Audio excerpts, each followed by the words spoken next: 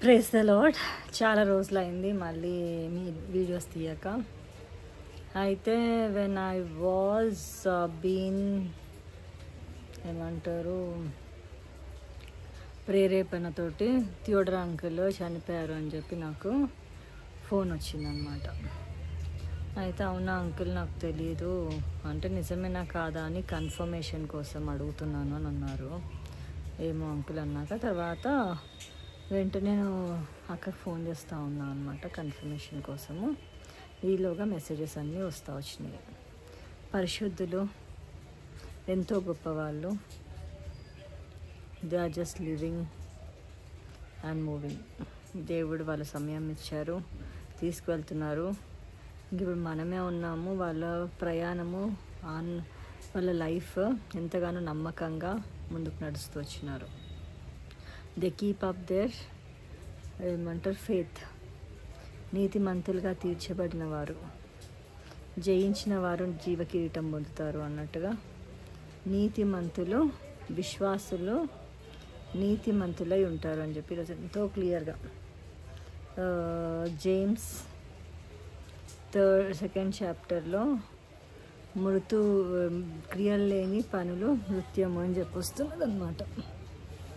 అట్లా మెయిన్గా ఏం చెప్పాలనుకున్నా అంటే థియోడర్ అంకుల్, నేను when I was travelling from Hyderabad to Kurnool in a car where my brother and my sister-in-law, they were there, and in the mid of travel they said like we'll have a breakfast. I said that you carry on, I'm not feeling hungry because in the mornings I'll just sleep but not eat more. So I was just lying down backside and I was just listening to the word of God, the message of Theodore uncle, and he was stated ఏం చెప్పారు అని అంటే మనము పుట్టాక చదువుకోవాలా, మంచిగా ఉండాలా, తర్వాత చదువు అయిపోయినాక ఉద్యోగం చేయాలా, తర్వాత ఇల్లు కొనుక్కోవాలా, తర్వాత కార్ కొనుక్కోవాలా, తర్వాత పెళ్లి చేసుకోవాలా, తర్వాత అలా will keep some milestones. Next ఏంటి అని చెప్పేసి అలానే you have to keep milestones in spiritual life. అంటే I have to finish of my Bible in this year, I have to pray, I have to keep అని చెప్పి you have to keep spiritual mile stones. మనం ఫిజికల్గా essentials ఎలా పెట్టుకుంటామో అలానే ఆత్మీయంగా కూడా మనము పెట్టుకోవాల్సిన ఎంతైనా బద్దులమై ఉన్నామన్నమాట. సో దట్ ఈస్ రియల్లీ అది I was listening to that word. అది నేను నేను అది గుర్తుపెట్టుకుంటూ వచ్చిన అనమాట. పరపరమైన జీవితం, ఇహపరమైన జీవితం, పరపరమైన జీవితం అని చెప్పి.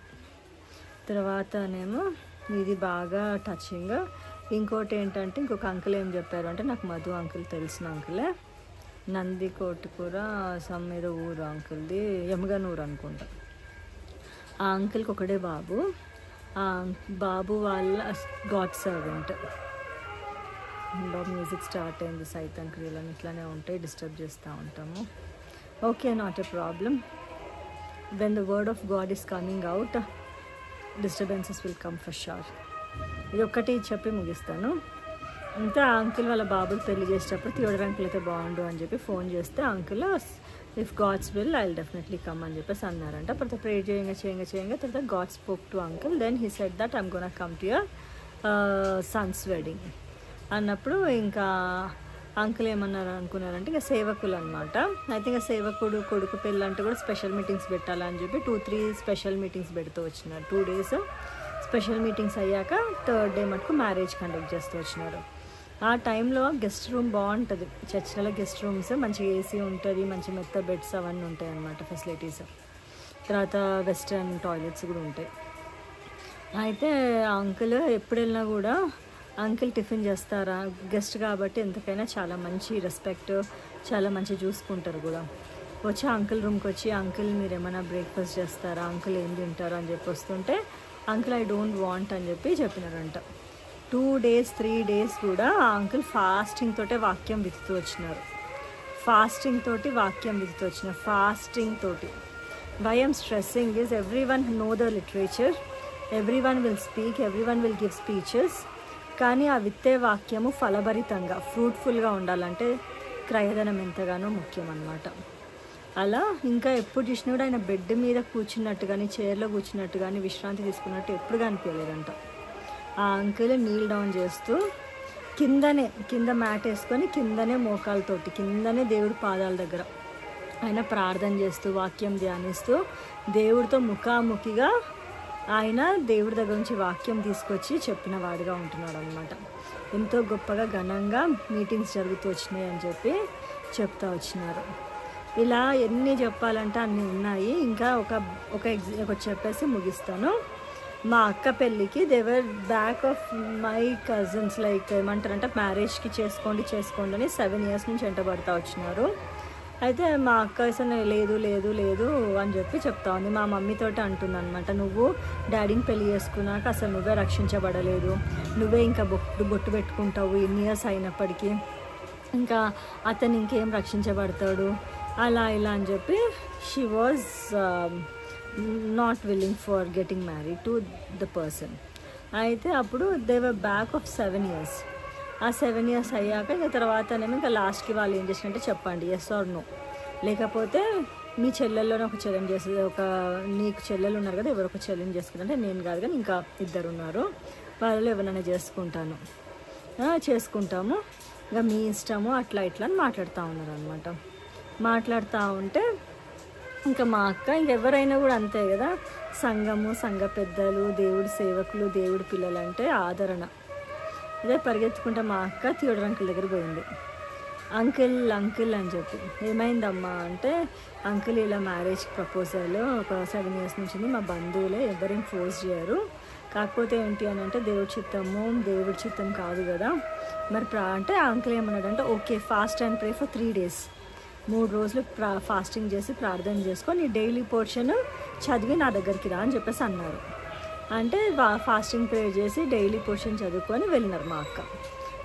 చెప్పమ్మా నీ వాక్యం ఏంటిది అని అంటే అక్కడ ఫిలోమోన్ అయితే ఫిలోమోన్ ఏమని ఉంది అని అంటే అప్పటి వరకు ఇలా ఉన్నాడు, ఇప్పుడు మారినాడు, ఇప్పుడు సిద్ధమే చేసుకోవటానికి సిద్ధంగానే ఉన్నాడు, ఒకవేళ ఏమన్నా ఉన్నా పొరపాట్లు నా అకౌంట్స్లో రాయండి, ఐ విల్ టేక్ కేర్ అని చెప్పి క్లియర్గా వాక్యం రాసిందనమాట. ఫిలోమోన్ చదవండి మీరు. అయితే థియోడర్ అంకుల్ అన్నాడు this is a sign, now he got prepared for you can go head and get married to him అని చెప్పి 7 years పజిల్ని రిజాల్వ్ చేస్తూ వచ్చినాడు.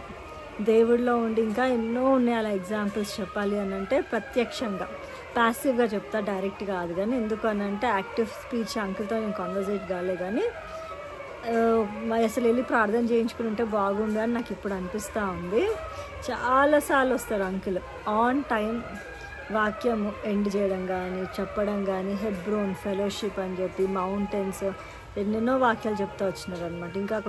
ఇంకా ఎన్నో వాక్యాలు అసలు చెప్పలేనని వాక్యం చెప్తూ ఉంటాడు.